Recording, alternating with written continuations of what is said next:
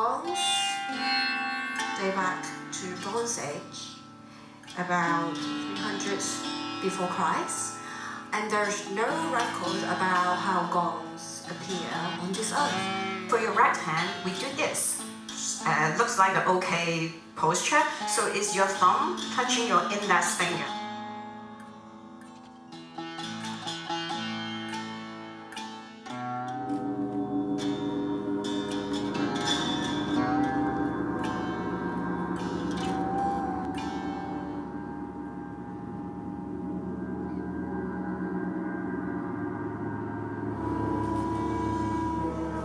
What we are doing here is sound relaxation. Floating.